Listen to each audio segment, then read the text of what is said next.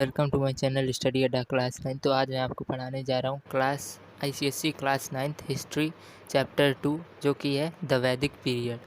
अब देखो इसमें पहला है तुम्हारा लिखा हुआ the fading of the Harappan civilization coincided with the advent of the Aryans.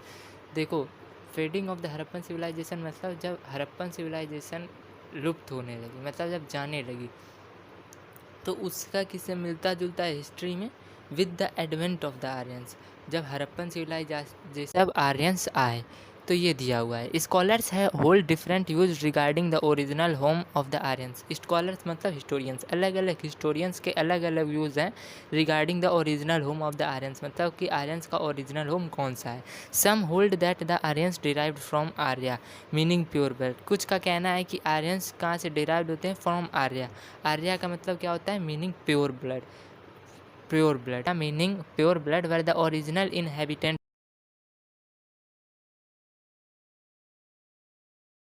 मतलब कि कुछ लोगों का मानना है कि some hold that the Aryans derived from Arya meaning pure blood were the original inhabitants of India. मतलब कि कुछ लोगों का मानना है कि आर्यंस क्या थे, स्थानीय निवासी थे, भारत में ही रहते थे। This theory has been refuted by Bal Gangadhar Tilak who in his book. अब ये थ्योरी क्या रिफ्यूटेड कर दी गई, मतलब इसको नकारा गया by Bal Gangadhar Tilak who in his book the Arctic home in the Vedas holds that the Aryans came from the region around the Arctic ocean. मतलब उन्होंने अपनी बुक, बाल गंगाधर तिलक ने अपनी book the Arctic home of the Vedas में बताया कि ये आर्यंस लोग कहाँ से आए थे, around the region from Arctic Ocean, वहाँ से आए थे। The most acceptable theory however was propounded by the German Indologist Max Muller, who believed that the Aryans came from the region around the Caspian Sea in Central Asia। लेकिन जो ज़्यादा acceptable theory है, मतलब कि जिसने accept किया है, वो है मैक्स मुलर की थ्योरी। जर्मन इंडोलॉजिस्ट थे ये Max Muller, who believe that the Aryans came from the region around the Caspian sea in Central Asia. ये इनका मानना था कि आर्यन कहाँ से आए, from the region around the Caspian sea in Central Asia. From there the Aryans might have migrated to different regions of Europe and Asia. और Max Muller ने बताया कि यहीं से ही, कैस्पियन सी से ही वो आर्यंस कहाँ कहाँ गए होंगे, migrated to different regions of Europe and Asia. फिर देखो अगला है तुम्हारा the Aryans migrated to India around 1500 BC। देखो इसमें दिया हुआ है आर्यंस इंडिया कब आए, 1500 BC में आए। 1500 BC मतलब before Christ. The period from 1500 to 600 BC is called Vedic India. अब जो ये पीरियड है 1500 टू 600 BC बिफोर क्राइस्ट, इसे क्या कहा जाता है, वैदिक इंडिया। दिस पीरियड इज सब डिवाइडेड इन टू, चार किस में है, दो पीरियड में सब डिवाइडेड है। पहला है द अर्ली वैदिक पीरियड और द ऋग वैदिक पीरियड भी बोलते हैं, जो कि शुरू हुआ था which is from 1500 to 1000 BC। अब मैंने बताया 1500 टू 600 BC कहते हैं वैदिक इंडिया, और वैदिक इंडिया दो पार्ट में सब डिवाइडेड है। पहला अर्ली वैदिक पीरियड और ऋग वैदिक पीरियड भी इसे बोलते हैं, जो कहाँ से कहाँ तक है, 1500 टू 1000 BC। दूसरा है the later Vedic period from 1000 to 600 BC, ये चीज़। फिर अगला टॉपिक है तुम्हारा द वैदिक लिटरेचर। अब देखो the chief source for the वैदिक पीरियड आर द वेदास। अब जो वैदिक पीरियड में जो चीफ सोर्स है, जो जिसको लोग पढ़ते थे, वो था वेदास। वेद पुराण कहते हैं ना, वेदास, वही चीज़। The word Veda is derived from the root vid, VID vid, meaning knowledge और टू नो। अब ये वेदा जो वर्ड कहाँ से डिराइव्ड हुआ है, विद से, इस वर्ड से डिराइव हुआ है। इसका मतलब क्या होता है, नॉलेज और टू नो मतलब कुछ जानना। There are mainly 4 Vedas. कितने वेदा हैं, 4 वेदा। पहला है ऋग्वेद, दूसरा यजुर्वेद, तीसरा सामवेद और चौथा अथर्ववेद। अब देखो the Rigveda which is the oldest is a collection of about 1028 hymns. मतलब इसमें सबसे ज़्यादा मंत्र हैं ऋग्वेद में, 1028 मंत्र हैं, हिम्स हैं। HYMNS मतलब होता है मंत्र, हिम्स मंत्र 1028 मंत्र हैं इसमें। These are mostly prayers to gods. इसमें क्या है, ज़्यादातर प्रेयर्स हैं, भगवान की प्रार्थना करते हैं इससे हम ऋग्वेद से।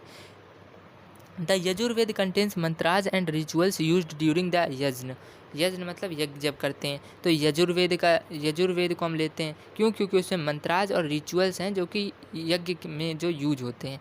The hymns in the Samaveda are mostly adapted from Rigveda to be sung during yagya. अब देखो जो सामवेद में जो मंत्र हैं वो कहाँ से लिए गए हैं, ऋग्वेद से लिए गए हैं, और ये कैसे गाए जाते हैं, गाने के रूप में गाए जाते हैं सामवेद सामवेद वाले गाने के रूप में गाए जाते हैं कब, जब यज्ञ होता है, गाने के रूप में, गायन के रूप में।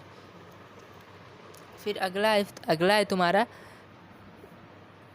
The Atharvaveda was the last of the Vedas. सबसे आखिरी वेद कौन सा है, Atharvaveda. It contained the mysteries of creation, mantras for cure of diseases and so on. अब इसमें अथर्ववेद में क्या है, मिस्ट्रीज ऑफ क्रिएशन, मतलब ये पृथ्वी कैसे बनी, यूनिवर्स कैसे बना, ये चीज़ इसमें बताई गई है। Mantras for cure of diseases, cure of diseases मतलब mantras for cure of diseases मतलब डिजीज़ को ख़त्म करने वाले, किसी बीमारी को ख़त्म कैसे करना है, ये सारे मंत्र इसमें बताए गए हैं, किसमें, अथर्ववेद में। एंड सो ऑन, और भी कुछ। As the Vedas were believed to have been received from God's mouth through hearing, the other name of the थी कि ये वेदा कहाँ से निकली हुई है, Vedas to have been received from god's mouth, मतलब ये भगवान के मुख से निकली हुई हैं, तो इससे क्या कहते हैं हम, श्रुति भी बोलते हैं वेदास को। It is to be remembered that barring the Rigveda the other 3 Vedas were composed in the later Vedic period.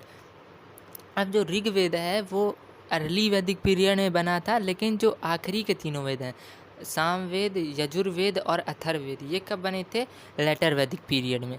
केवल ऋग्वेद अर्ली वैदिक पीरियड में बना था। अब देखो, each of the Vedas is divided into 4 parts. कौन कौन से, नेमली संहिता, फिर ब्राह्मणा, आर्यणका एंड निषद।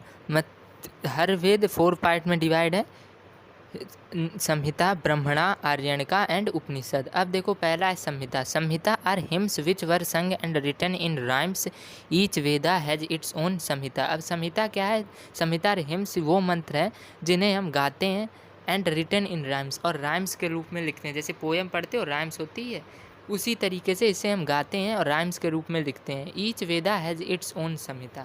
अब हर वेद के पास अपना एक संहिता है, जैसे ऋग्वेद के पास अपना एक है, अथर्ववेद के, सामवेद के, यजुर्वेद के। फिर अगला देखो, लाइक वाइज ईच वेदा है आल्सो हैज इट्स ओन ब्रह्मणा। अब हर वेद के पास इसी तरह ब्रह्मणा भी होता है। In the Brahmana the rituals of the yajna are described, these were mostly returns. अब देखो, ब्रह्मणा में क्या लिखा है, द रिचुअल्स ऑफ द यज्ञ, मतलब इस यज्ञ कैसे करते हैं, इसकी विधि लिखी हुई है, कैसे यज्ञ करते हैं, कैसे पूजा करते हैं यज्ञ की, ये सब इसमें लिखा हुआ, किसमें, ब्रह्मणा में। दीज वर मोस्टली रिटर्न, ये रिटर्न फॉर्म में ही है ज़्यादातर। For those who found it difficult to follow the intricate rituals of yajna, Aranyakas were composed. अब जिन्हें लगता है कि डिफ़िकल्ट है टू इंटीग्रेट रिचुअल्स ऑफ यजना, मतलब कि इतना विधि पढ़ो, फिर देखो उसमें यज्ञ की, वो जो लगता है जिन्हें कि ये कठिन है, तो उनके लिए क्या बनाया गया, आर्यनकाज बनाया गया। अब देखो आगे है, the philosophical thought that emanated from the essence of the Aranyakas came to be known as Upanishads. अब जो फिलोसॉफिकल थॉट्स आए, मतलब दर्शन शास्त्र, फिलोसॉफिकल मतलब होता है दर्शन शास्त्र। अब जो ये थॉट्स आए फिलोसॉफिकल वाले, from the essence of the Aranyakas के इसेंस से, उन्हें क्या कहा गया, Upanishads. As the Upanishads had been the result of the philosophical speculations at the ultimate stage of the Vedic literature, these are also known as Vedantas, that is end of the Vedas.